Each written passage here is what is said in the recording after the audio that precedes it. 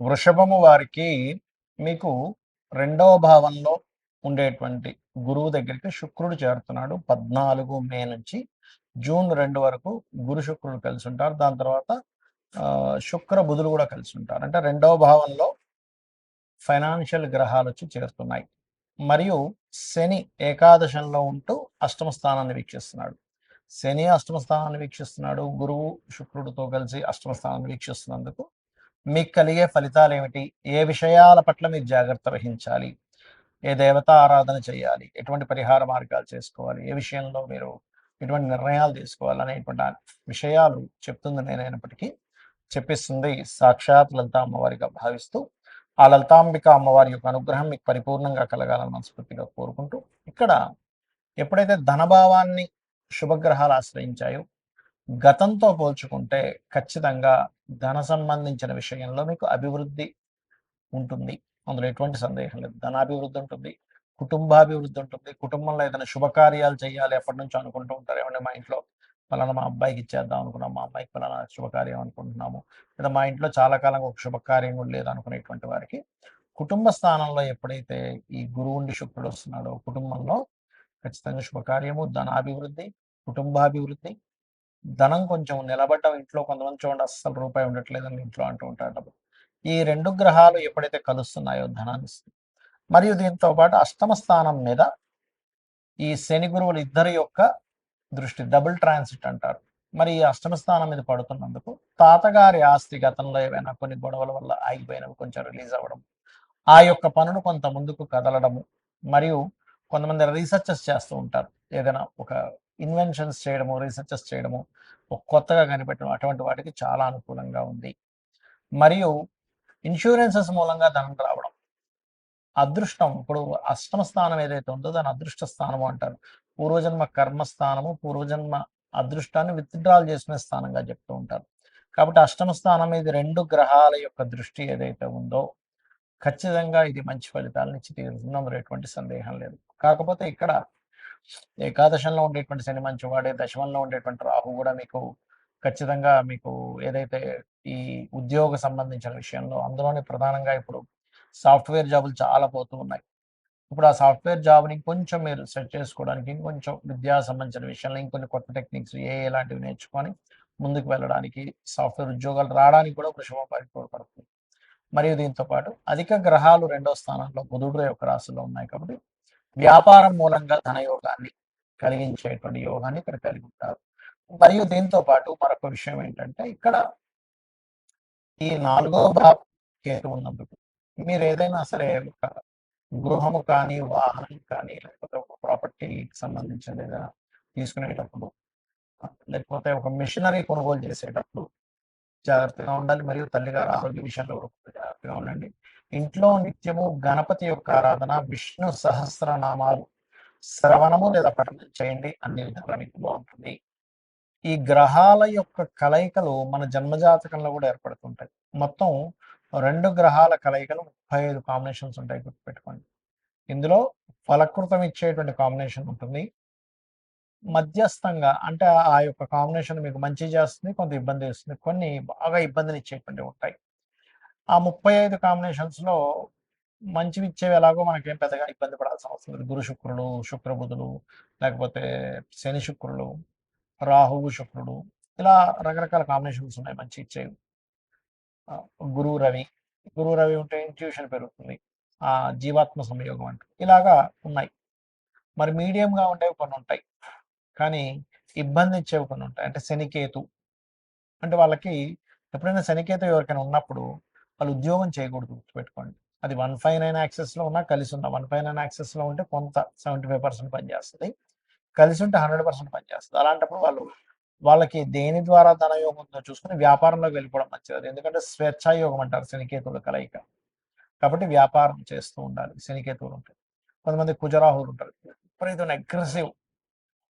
అలాంటి వాళ్ళు మీరు గొడవలకి వెళ్ళకపోతేనే మీరు అభివృద్ధి చెందుతారు, లేకపోతే గొడవ అవుతూ ఉంటుంది ఎప్పుడు కూడా. శని కుజ ఇది కూడా ఒక మాట తప్పు చేయరు వీళ్ళు, మాట అంటే పడరు. శని కుజులు ఉంటే కూడా అగ్రెసివ్, గొడవ పెట్టేసుకుంటారు. అంటే ఏమీ లేదు, ఒక ఎనర్జీ ఫామ్ అయినప్పుడు ఆ ఎనర్జీ ఫలితం ఇవ్వాలి. ఇప్పుడు మంటలో పెట్రోల్ వేసాం, భగ్గుమని మండుతుంది. వాటర్ వేసాం, ఆరిపోతుంది. అంటే కాంబినేషన్స్ అయితే మనకు ఆయుర్వేదంలో కూడా ఉంటుంది. దీన్ని దీంతో కలపొచ్చు, లేకపోతే ఈ ఫుడ్‌తో ఈ ఫుడ్ తినకండి అని చెప్తూ ఉంటారు కదా! అలాగే మనకి మనకి కెమికల్ వీటిల్లో కూడా చూడండి, కొన్ని కొన్ని కెమికల్ రియాక్షన్స్ జరుగుతూ ఉంటాయి. అంటే ఒకదాన్ని ఇంకో దాంతో కలిపినప్పుడు ఒక రకమైనది వస్తుంది. ఒక దాని నుంచి ఒకటి తీసేసినప్పుడు ఇంకో రకమైనది వస్తుంది. అలాగే గ్రహాలకు కూడా ఇప్పుడు కుజుడు రాహు అనుకోండి, ఇది ఒక సర్పదోషం. మళ్ళీ రవి రాహు అయితే పితృదోషం అంటారు. ఇలా ఏంటంటే ఫస్ట్ మీరు ఎప్పుడైనా సరే జన్మజాతకంలో ఒక 8 బ్యాడ్ కాంబినేషన్స్ ఉంటాయి.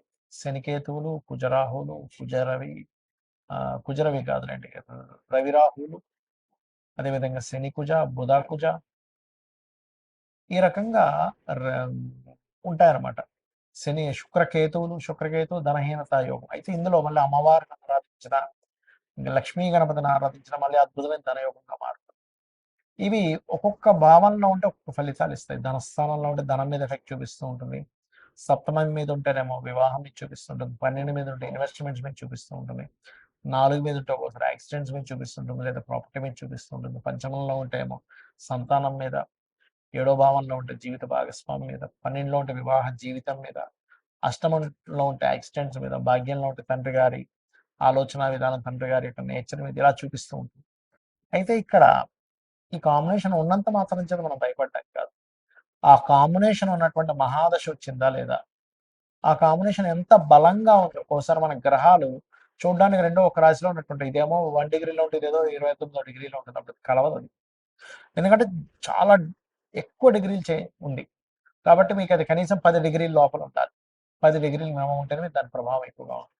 లేదా ఒక్కొక్కసారి పక్కపక్క రాశుల్లో ఉన్నట్టు ఉంటాయి కానీ ఇదొక రాశి అదొక రాశిలో నక్షత్ర సంబంధం ఉంటుంది. అంటే ఉదాహరణకి ధనిష్ట నక్షత్రం, మృగశిర నక్షత్రము, లేకపోతే ఈ కుజ నక్షత్రాలు 2 పాదాలు అందులో, 2 పాదాలు ఇందులో ఉంటాయి. లేదా గురు నక్షత్రాలు కూడా పునర్వసు, విశాఖ లేదా పూర్వభద్ర 3 పాదాలు ఒక దాంట్లో ఉంటే 4వ పాదం ఇంకో రాశిలో ఉంటుంది. ఆ రకంగా పాదాలు మారినప్పుడు రవి నక్షత్రాలు కూడా, ఇప్పుడు కృత్తిక ఉంది, కృత్తిక 1వ పాదం మేషంలో ఉంటే 2, 3, 4 పాదాలు వృషభంలో ఉంటుంది. అదేవిధంగా ఉత్తరాషాఢ కూడా ఉంటుంది. 1వ పాదం ఒక దాంట్లో ఉంటే సింహంలో ఉంటే 3 పాదాలు కన్యలో ఉంటాయి. ఉత్తరాషాఢ కూడా 1వ పాదం మకరంలో, ధనస్సులో ఉంటే మకరంలో మరో 3 పాదాలు ఉంటాయి. ఇలా పాద సంబంధం వచ్చిన 10 డిగ్రీల లోపల ఉన్న ఆ మహాదశలు నడుస్తున్నప్పుడు అది ఏ భావంలో ఉందో చూసుకొని దానికి సంబంధించిన మీరు పరిహారం కనుక చేసుకోగలిగితే, అంటే ఏ 2 గ్రహాలు కలిసాయో ఆ 2 గ్రహాలు ఏ పోర్ట్ఫోలియోని యాక్టివ్ చేస్తుందో తెలుసుకోవాలి. ఆ సమయం ఎప్పుడు వస్తుందో తెలుసుకోవాలి. అది మహాదశ, అంతర్దశాలు కొన్ని సార్లు ఎలా ఉంటుందంటే అసలు ఆ దశే రాదు కొన్నిసార్లు. అంటే ఉదాహరణకి ఏ శుక్రకేతువులు కలిసి ఉన్నారనుకోండి, అసలు ఈ అబ్బాయి పుట్టడం, అబ్బాయి కృత్తికలోనో రోహిణిలోనో పుట్టాడు. ఆయన కేతు మహాదశ రావాలంటే దాదాపుగా 110 సంవత్సరాలు పడుతుంది. ఎప్పుడు ఆ 110 సంవత్సరాలు అప్పుడు వస్తే ఏంటి, రాకపోతే ఏంటి? మనకి ఏ దశలైనా 70-80 సంవత్సరాల వరకే గుర్తుపెట్టుకోండి. 70-80 తర్వాత అన్నీ కూడా కర్మ సంబంధించినవి నడుస్తూ ఉంటాయి. కాబట్టి మహాదశ వస్తుందా లేదా? ఆ కాంబినేషన్ ఎంత బలంగా ఉంది, లేదా ఎంత బలహీనంగా ఉంది? నిజంగా ఏదైనా పోర్ట్ఫోలియోని యాక్టివ్ చేస్తుందా? లేకపోతే ఉన్నాయి పేరుకి కొన్ని మంచి కాంబినేషన్స్ కూడా అంతే అండి. పేరుకి మాత్రం అద్భుతమైన యోగం ఉందండి. ఎందుకంటే 2 గ్రహాల కలయిక ఈజ్ యోగం. మనం ఇప్పటి వరకు ఈ రాశి వారికి ఈ భావాన్ని యాక్టివ్ చేస్తుందని చెప్పడానికి కూడా కారణం ఏంటంటే అది యోగాన్ని యాక్టివ్ చేస్తుంది.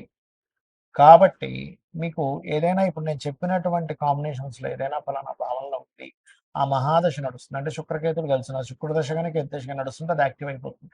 లేదా శుక్రుడిలో కేతు, లేదా శని కుజులు కలిసినారు, శనిలో కుజుడు లేకపోతే కుజుల్లో శని యాక్టివ్ అవుతూ ఉంటుంది.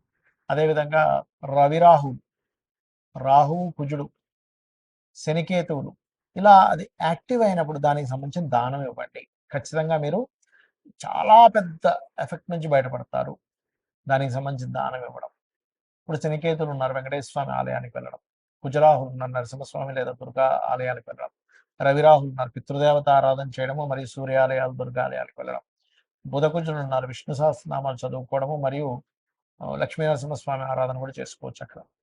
మరియు అదేవిధంగా కుజరాహులు ఉన్నారు, నరసింహస్వామి ఆరాధన చేయడం లేదా రుద్రం చదువుకోవడం. ఇవి చేసినట్లయితే ఖచ్చితంగా మీకు అన్ని విధాలా బాగుంటుంది.